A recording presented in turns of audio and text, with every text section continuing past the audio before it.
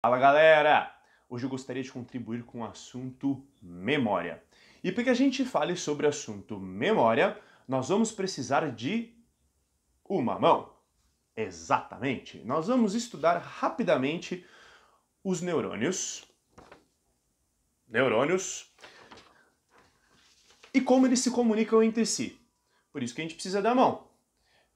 A mão se assemelha a um neurônio. Vamos imaginar que a palma da nossa mão é o corpo celular, os nossos dedos são os dendritos e o nosso antebraço, o axônio. A comunicação entre um neurônio e outro acontece quando o axônio de um neurônio se conecta, ele fica próximo aos dendritos de outro neurônio. E essa comunicação se dá através de neurotransmissores, que são três: dopamina, serotonina e noradrenalina. Para que um neurônio passe esses neurotransmissores de um lado para outro, ele precisa se despolarizar. Como assim? Ele tem uma polaridade natural.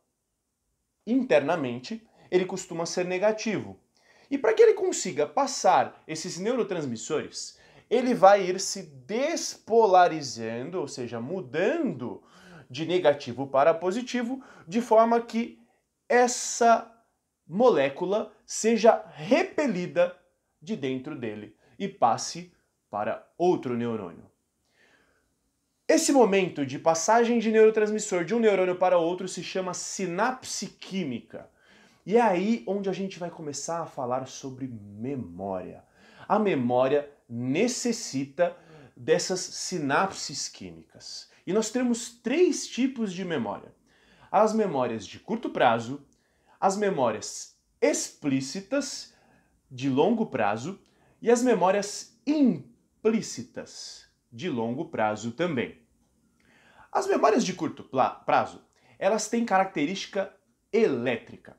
Elas vêm dessa despolarização do neurônio e elas são alteradas com mais facilidade e se perdem com bastante facilidade. As memórias de longo prazo, elas acontecem quando você tem uma adesão celular, ou seja, a conexão de um dendrito com um axônio. Quando você tem muitas conexões, nós formamos uma rede de conexões. E essa rede de conexões é onde nós armazenamos as memórias, certo? Então, vamos supor aqui que nós temos 5 neurônios, certo? Um sistema celular, uma rede celular, aconteceria dessa forma: várias sinapses acontecendo ao mesmo tempo. E aí, quando essas sinapses estão consolidadas, esse caminho foi percorrido várias vezes, ele tende a não se desfazer mais com facilidade. E aí que moram aquelas memórias que a gente consegue guardar por mais tempo, certo? Vamos lá. A gente falou sobre a memória de curto prazo, que ela é uma memória de característica mais eletromagnética, né? As memórias de longo prazo estão contidas nessa conjunção de sinapses e são separadas em dois tipos: as implícitas e as explícitas, certo? Ou não declarativas e declarativas. Vamos imaginar o seguinte: aquelas que estão explícitas ou declarativas vão aparecer com mais facilidade, certo? Então são aquelas memórias que você consegue se lembrar de eventos da sua infância, de nomes. Agora, as memórias não declarativas ou implícitas, elas são as memórias que estão relacionadas aos nossos hábitos. Há coisas que a gente não lembra exatamente quando foram criadas, certo? Ótimo. Vamos a algumas dicas sobre memória, bem breves, tá?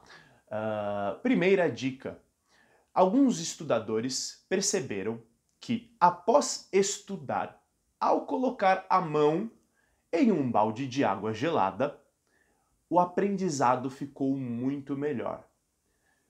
Por que isso acontece? Porque ao colocar a mão, nós liberamos adrenalina, certo? Então isso facilita o ambiente químico dos nossos neurônios. O mesmo efeito a gente pode ter ao fazer um exercício, uma caminhada, logo após um momento de estudo. Certo? Então, situações que nos geram prazer vão facilitar o aprendizado. Situações que não são muito legais tendem a dificultar o nosso aprendizado, certo?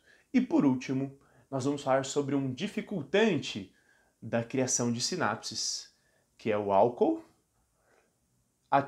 o estresse e os componentes da anestesia. Por isso que muitas vezes quando a gente bebe muito, no dia seguinte a gente não lembra de nada. Porque o álcool gera uma química desfavorável no nosso cérebro que impede que a gente crie as memórias daquele evento. As anestesias também, por isso que em algumas cirurgias, em alguns procedimentos, é necessário que se esteja com uma pessoa por perto. Porque muitas vezes a gente não lembra aquilo que aconteceu. E o estresse, ele vai gerar produção de cortisol em excesso. Isso vai alterar a química do nosso cérebro e prejudicar a formação de memórias. Combinado? Muito em breve nós abordaremos esse assunto de outras formas e com mais profundidade. Nos vemos no próximo vídeo. Um beijo!